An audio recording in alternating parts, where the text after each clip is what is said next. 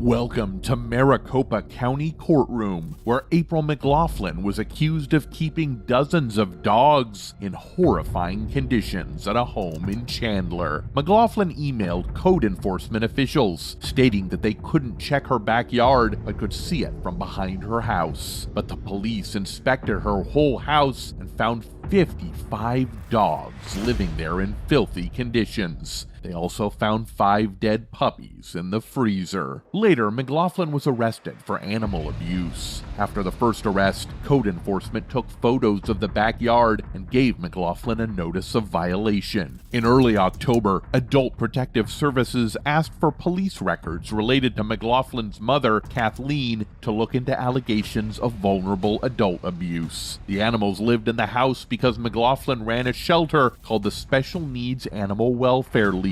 In an interview with the police, she claimed that there was nothing wrong with how she kept the bodies of the dead dogs close to the food.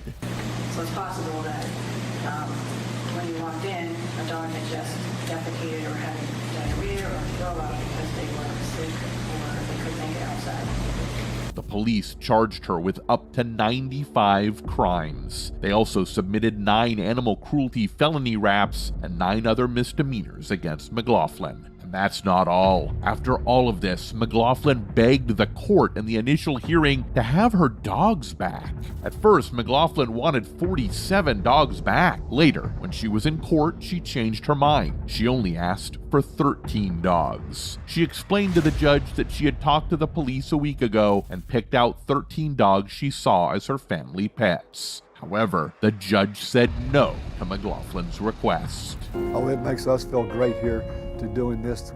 This is something that should have been done a long time ago if we knew about it.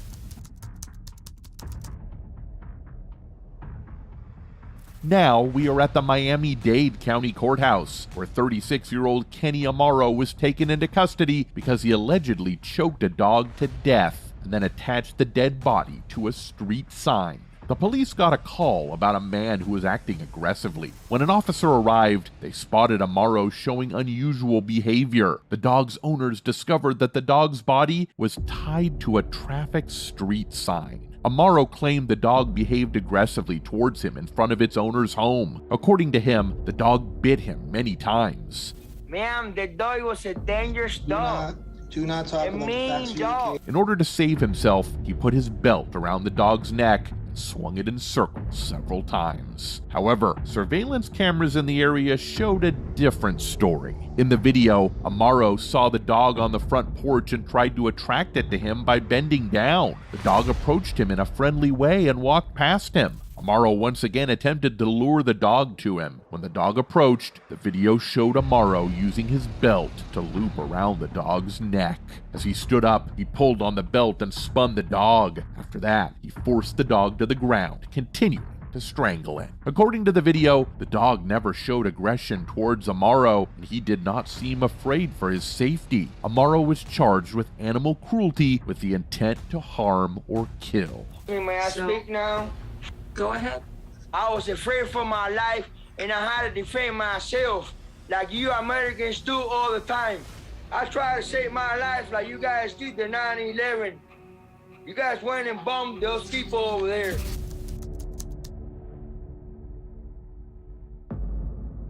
Welcome to Manatee County Courthouse, where Sherry Napier was convicted of 8 counts of aggravated animal abuse and 1 count of scheming to defraud. Alan Napier, Sherry Napier's husband, was convicted of 8 counts of aggravated animal abuse. Additionally, he was found guilty of 1 count of scheming to defraud and 1 count of unlawful solicitation. The investigation drew community outrage after a law enforcement raid of Napier's log cabin, horse and animal sanctuary 20010 State Road 64 East, led by the Manatee County Sheriff's Office. A lot of these you can see the hip bones, the entire rib cage, the spine, that's really low protein. So they've been hungry for a long time. Because no one was expecting the intensity of cruelty to the innocent creatures, they took more than 300 animals, including horses, pigs, dogs, cats, and goats. You can smell out here So you can imagine how bad it is in there. The raid resulted in various complaints from concerned residents. During the court trials, Sherry Napier's lawyer claimed that the medications were available for animals at the Napier's house, and their grown-up daughter looked after the animals whenever they were away. It was hard to measure the animals' progress. No records indicated how long the animals had been there or what their initial condition was when they arrived. In my 33 years of doing law enforcement, this has to be the worst that I've ever seen. According to the state, between 2010 and the raid, Napier's put almost $10,000, which was meant for the sanctuary, into an account for their newspaper, a for-profit business. Around $60,000 was used for things not related to the animals. Additionally,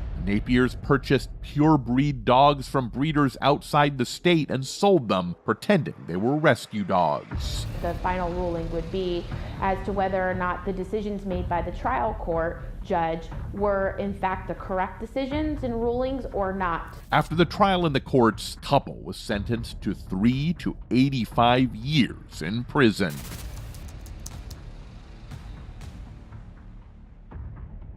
Our next stop was the Nassau County Courthouse, where Ellie Knoller was sentenced to a 1 year in jail, 5 years of probation, and a 50-year ban on having pets for causing the death of 2 puppies and severely injuring a third one. Ellie Knoller and his wife were taken into custody in 2019 in what the Nassau District Attorney described as one of the most severe cases of animal abuse they have ever encountered.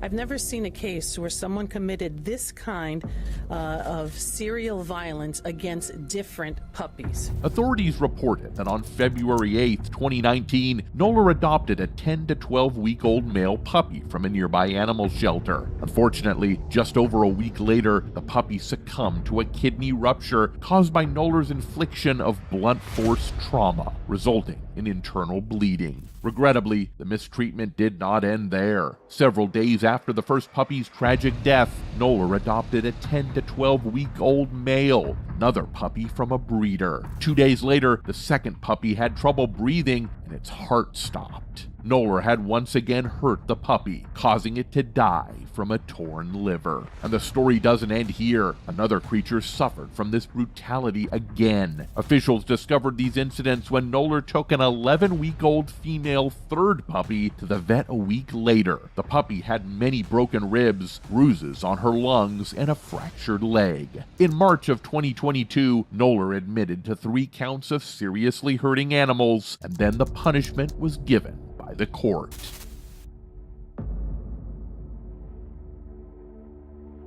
Let's divert your attention towards the 26th District Courthouse, where Frank Javier Fonseca was charged with prolonged punishment in jail. In February 2019, this 56-year-old guy was recorded on video abusing the dog on the front porch of his home near San Antonio's Quintana neighborhood. The dog was just 5 months old. According to reports from the City of San Antonio Animal Care Services Agency, the defendant was disciplining a dog for escaping the yard. The video captured Fonseca punching the dog with a closed fist and using a piece of wood to hit him. The brutality persisted as Fonseca kicked and choked the helpless creature. The video, lasting nearly 2.5 minutes, was filmed by an unidentified person across the street. In the footage, Fonseca brutally attacked the dog, who could be heard crying out in pain. According to court records, Fonseca was arrested in September 2021. The court examination process revealed that Fonseca faced 3 distinct animal cruelty charges February 2019. And that's not all. Records from Bexar County Court indicated multiple past criminal convictions on Fonseca, and convictions including drug possession, different types of theft, driving under the influence, operating a vehicle with a suspended license, and retaliation. Fonseca was sentenced to 25 years on June 10, 2022. This sentence was one of the lengthiest penalties ever documented for animal cruelty in Texas. That's all for today. I hope you enjoyed the video. Don't forget to subscribe to my channel to enjoy more relevant updates.